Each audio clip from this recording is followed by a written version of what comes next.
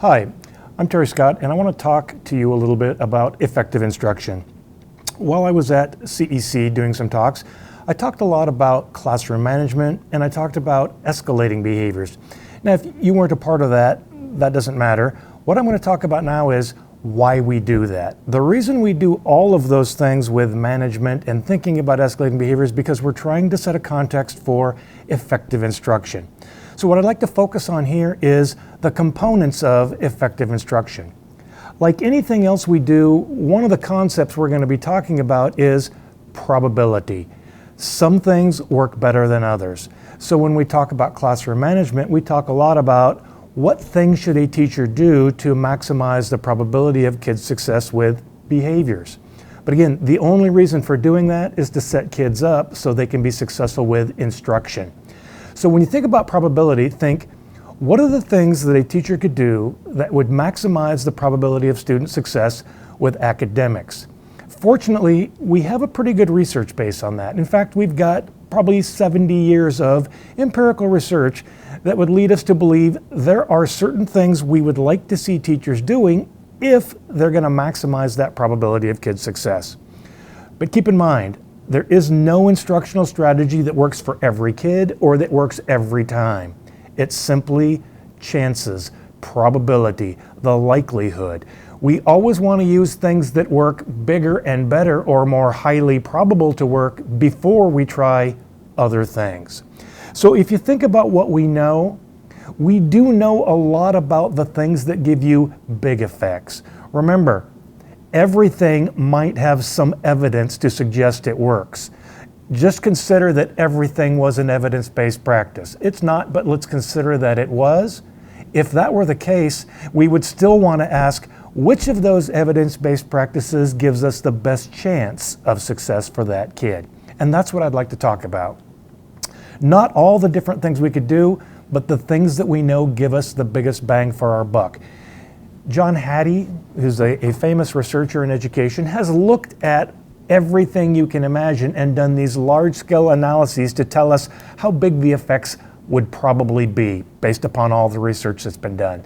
That book was published in the last 10 years, but the things that are in that book are exactly the same as a set of things published in a book in 1986 called The Handbook of Research on Teaching, which was developed by a group of researchers doing research on effective classrooms in the 1970s. The list of things that we know from the 1970s created classrooms where kids were highly successful and had very few problems is exactly the same as the list of things John Hattie's given us the science on in the last 10 years. So I'd like to think about it like an equation. Let A equal the kids in your school or classroom. Let C equal the things you'd like them to do. I assume you'd like them to say 4 when you say 2 plus 2. I assume you'd like them to read a passage and be able to tell you about it. I assume you'd like them to handle a conflict without hurting anybody, and a million other things. So the question we often ask in education is, if we want that outcome for kids, what should the teacher do? Well, that's a logical question. It's the wrong question. The question we should be asking in education is, what could the teacher do to maximize the probability of that outcome? Again, if we assume everything is research-based, and it's not, but if we did assume that everything was, we would never have an answer to the question, what works? It would always be everything. The answer we want is what works best. If you ask that question, what are the things that teachers could do to maximize the probability? You get a pretty simple list of things. Explicit instruction. Don't expect them to guess or figure it out. Tell them, model it, demonstrate it, engage them, talk to them. It needs to be a back and forth dialogue when you teach. Set goals. Give them feedback on those goals. Be consistent. Practice. Don't just set them into practice, guide their practice. Move around, talk to kids, be proximal. Think about spacing out practice opportunities so we do small amounts in chunks over time rather than all at once. Think about making sure that we set kids up to be successful more often than they're not. If your kids during any lesson are not being successful far more than they're not, your instruction is not working and needs to be rethought. You don't change one of those things or do one of those things. You go back and look at all those things and say, how do I adapt them to make it more probable that that kid will be successful? So we don't have another set of things. If you've got a super challenging kid for whom these things don't work, you have to go back through and say, how do I be more explicit? How do I engage that particular kid? What kinds of new strategies for engagement do I need? But you go back to the same strategies. And here's what we know. If you want to deliver instruction in a way that maximizes the probability of success, there are three big keys to what that needs to look like. The first one is the teacher drives the lesson. The teacher takes responsibility for finding the examples, for presenting the examples, for making it real to kids' lives. The teacher drives that. Second, the teacher engages the kids. Engagement of kids is a teacher behavior. What's the teacher doing to provide opportunities for students to be engaged throughout the lesson? And third, the teacher provides feedback, and we're going to focus foremost here on positive feedback. Here's what John Hattie says about those three things. One, they're termed in his book direct instruction. I don't think this means direct instruction in the way many people think of direct instruction. In other words, it doesn't have to be at a kidney-shaped table with snapping fingers. What we're talking about are simply those three things. Teacher drives lesson, teacher engages students, teacher provides lots of positive feedback, kids get lots of chances to practice successfully. The other thing to look at, though, is that the effect size on this of 0.59, what's important is not that it's 0.59. What's important is that there aren't any other methods that are even close to that. This is the highest effect size we have for an instructional methodology. So what we did was we went out to look to see how much teachers do those three things. We developed a little application that's a direct observation. We go out to classrooms, we sit in those classrooms for 15 minutes, and we code what the teachers are doing. We also code what the students are doing.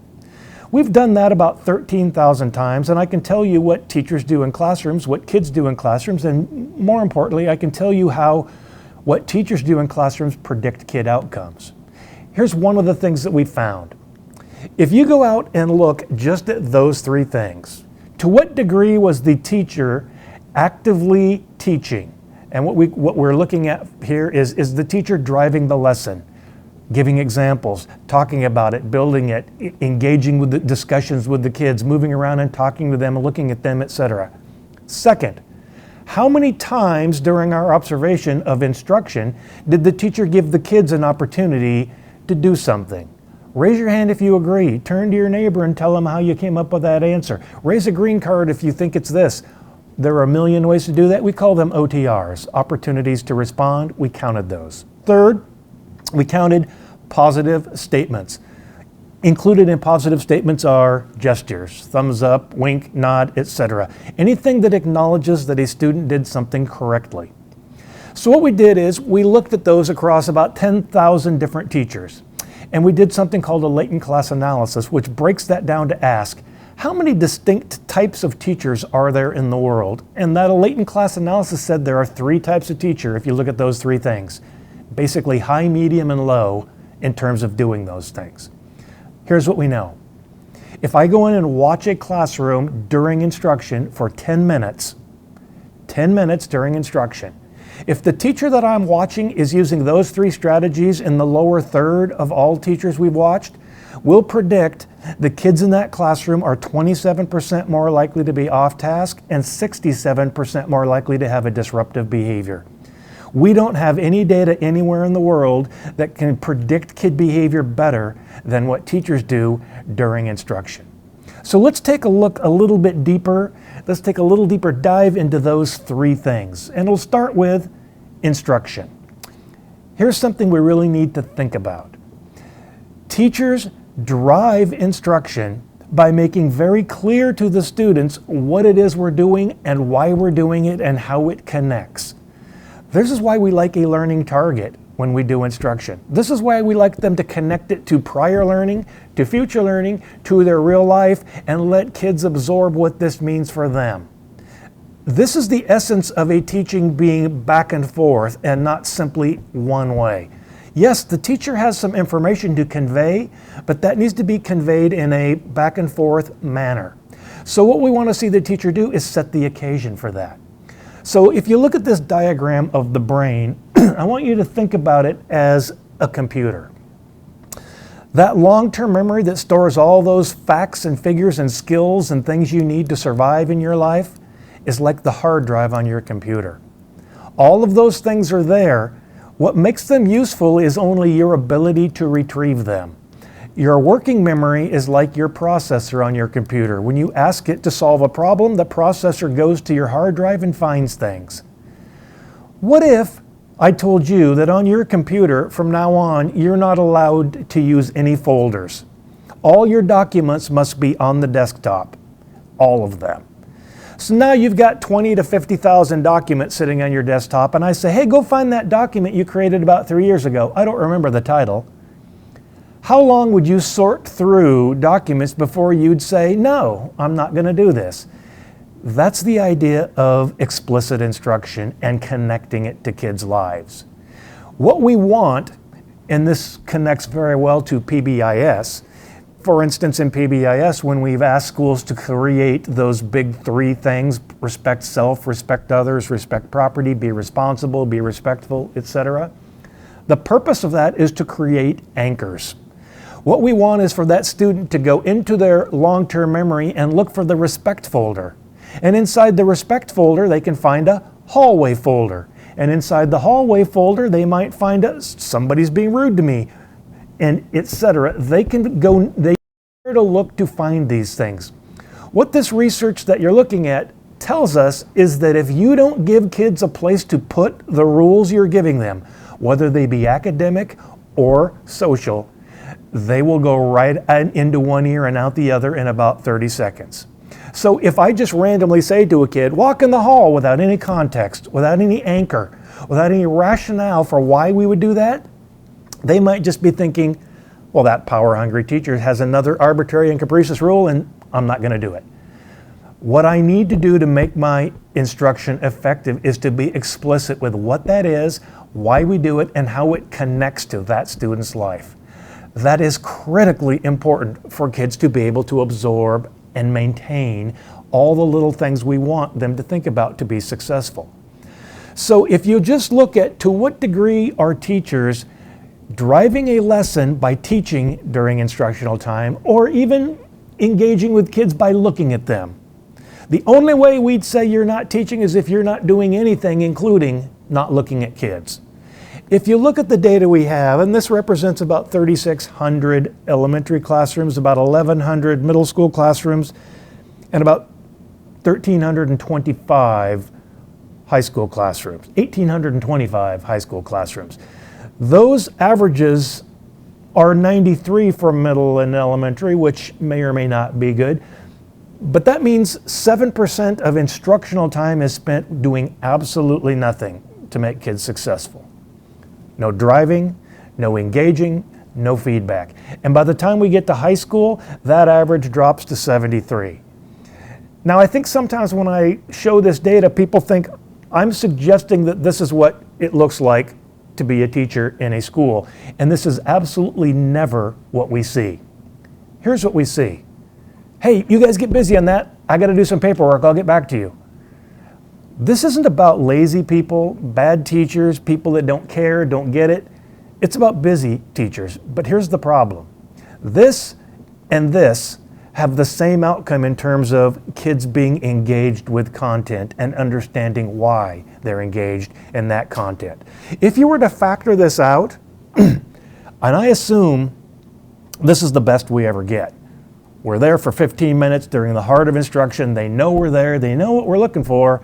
I'm assuming this is as good as it gets. If it was this good all day, if you factored this out by hour, by day, by month, by year, the data that we've published on this says the average high school kid is missing more than 2 months of school per year while sitting in a classroom. That means 2.5 months per year, these kids are sitting in a room, but the teacher's not talking to them, engaging them, giving them feedback, or even looking at them. And that's a waste of instructional time. So let's take on a little bit more of that engagement piece. So When we talk engagement, again, remember engagement is a teacher behavior. We'd like kids to be engaged, but not everything we do is super engaging unless we make it engaging. Yeah, it would be great if everything we taught was super interesting. Unfortunately, it's not, sorry. It would be great if everything you taught could be super entertaining and you were a great entertainer 24/7. That's really hard to do. What we do have the ability to do is go out and grab kids. Make it exciting for them. Give them something to think about. Put them in partners. What are all the things you can do to make kids think and do related to instruction? Because this is what we know. Every time a kid has to do something related to the content they're thinking about, increases the probability of achievement. We know that when you get to 3 opportunities to respond per minute during instruction, you get a significant increase in active engagement, which is our big predictor for achievement, and a significant decrease in disruption. Those 2 things are giant when we think about instruction and management. They are the 2 main components of those 2 things. So as we do this, think more about what you can do in a classroom to make that happen. Just giving questions to kids isn't enough. What we find is when you go to teachers and say, up those levels of opportunities to respond, they resort to a lot more questions. That could be good, but the data says questions by themselves are not necessarily engaging. Clearly, I could ask you some really hard questions that don't engage you at all, but make you want to get out of here. So we've got to be careful. Questions are great for assessment, but questions, if they're going to be engaging, need to be simple. They need to be the kind of questions that make kids think and offer a response rather than absolutely right or wrong. Turn to your neighbor. Tell them why you think that. What did you think about when you came up with that answer? Those are the kind of questions that are more engaging than what is the answer to this problem. We went out and did a little study looking at high and low achieving poverty schools. So here are 11 Title I schools that are distinguished in reading in the state of Kentucky. We sent out a group of people to observe every teacher in those schools. We looked at every teacher and what they did during instruction, and we counted everything they did, monitored everything. We then matched a sample of 11 high poverty Title I schools that had the lowest reading scores in the state. There were plenty to choose from, and we did the same thing. Every teacher was observed to see what they did. Every factor we had, we threw in one big pot. We did something called hierarchical linear modeling, and we asked what accounts for these differences. And we found one thing, only one thing, but it was highly significant. It's the degree to which teachers provide OTRs. Here's how big it is. If you're a kid in a high-performing poverty school, you get more than 260 extra chances to do or say something during instruction every week. Think about how that would add up over the year. And if you come back to it and remember, those OTRs are teacher behaviors. So we know they work, we know they make a difference, we know we'd like to see 3 per minute, but we don't. What we really see out there in the world is far less than that. In fact, at any level, we don't see anything above 1 per minute total. As you get older, you're far less likely to have teachers engaging you. Another thing we've just recently found is that if we tell a teacher, or if the teacher already believes that a student has problem behaviors, the teacher will engage that student less. Which, as a former BD teacher, I guess I understand, but the logic is certainly that those kids need more, not less, academic engagement with the content. So we've got to think more about how we provide those. As one last piece, the 0 rates. So these are the rates of teachers we've looked at in which we saw absolutely none of these types of OTRs, the dark green being group OTRs, the light green being talking even to a certain individual kid. So it's not unrealistic to think that one of the most powerful tools we have is something that in a lot of classrooms isn't used at all. Let's go on to number 3, providing that feedback during instruction. First of all, when we talk about feedback, all we're talking about is positive feedback with words, verbal acknowledgement. We are not talking about giving away candies, tokens, goodies, and I'm not suggesting that that should never happen. What I am suggesting is that's not essential. Verbal acknowledgement is essential. It doesn't matter what level we're at, that's the most powerful tool we have. It's free. You can use it while you're teaching. You can do it all the time without interrupting things. It can be done to groups or individuals. It's one of the most effective tools we have. If you want to take it up a notch, acknowledge kids again with privileges that already exist. We're going to go to the cafeteria. Why don't you take first pick of a seat to sit in because you had a good morning? We're going to the computer lab. Why don't you three guys take good first pick on computers because you all got along really well this morning when you had that conflict. You figured it out peacefully. These are things that occur all day long. Who gets to be first in line? Who gets to choose the movie? Who gets to be the runner? Who gets to...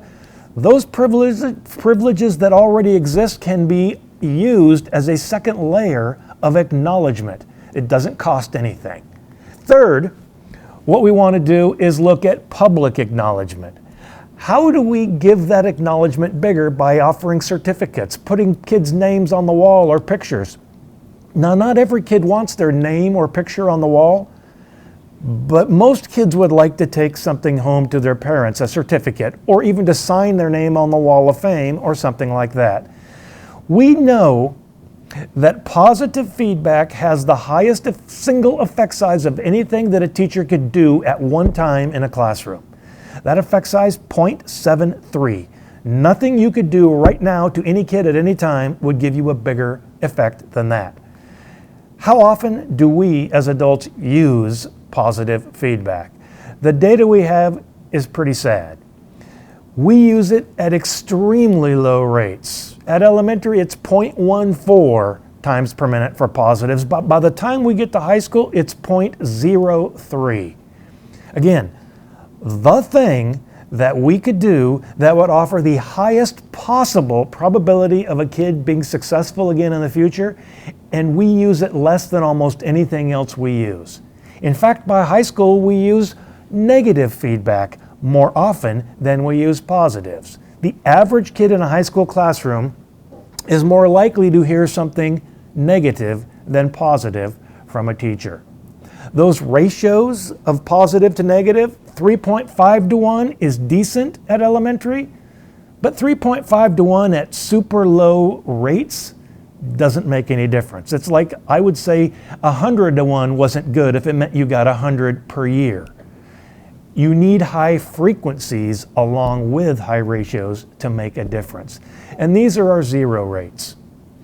We know that in the average classroom, it's not unusual for an entire period to go by of instruction without the teacher using one single positive statement or acknowledgement of any kind.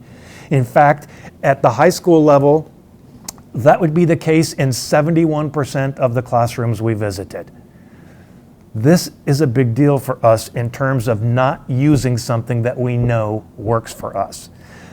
Now, what people will say is, well, we can't use the positives because kids aren't doing enough positive. In even the most chaotic classroom I've been in, most of the kids, most of the time, are doing something right, but nothing is said until they do it wrong.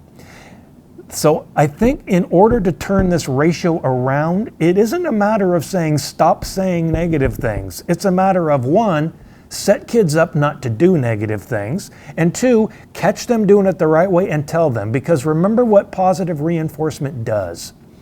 Every time a kid hears a positive statement about something they've done, increases the probability they'll do it again. Catching them doing it right actually decreases the chances you'll need to use something negative in the future.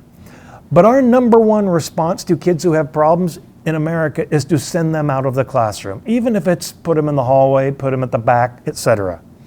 We have zero evidence in anywhere in the world that removing a kid from instruction changes behavior. If you want to predict, what's the best predictor I have of a kid you sent to the office? Or what's the best predictor we have of a kid you suspended? that predictor for them is always that that'll happen again. So if you're suspending or removing kids to teach them a lesson, it isn't going to work. I've worked with challenging kids my whole career, and I can tell you sometimes kids need to be removed from a classroom and sometimes kids need to be suspended. But if that's your first choice, or if that's what you think is going to fix it, it isn't. We don't have that evidence. We need to get back to thinking, how do we solve that problem, number one, before it happens? And number two, how do we correct it? How do we set kids up when they've made an error so that it's a better likelihood for success in the future? And that involves correction, reteaching, talking to them, re-engaging. Teachers don't want to do that, it's time consuming, but that is simply the best probability we have of changing that behavior in the future. So just to sum up, I think there are three big ideas we've talked about. One is teachers drive the instruction. You can't set this up so that the kids are responsible for it. You can engage them, which we want to, but the teacher drives it. Second, the teacher also is responsible for engagement. I want the kids walking the room and talking about the lesson and experimenting and practicing and talking and doing these things, but those are all things teachers set up and drive thoughtfully, not randomly or capriciously, not serendipitously, thoughtfully planned. And third, good instruction means lots of feedback. But if that feedback isn't positive, it means those other two things aren't working well and need to be rethought. Those are three things that are very direct, very straightforward, that have great effects that we would like to see during instruction. The only reason for doing behavior management and thinking about classroom management and room arrangement is to create an atmosphere where that instruction is even more likely to be effective, creating the perpetuation of the success for those kids. Thank you for being with me.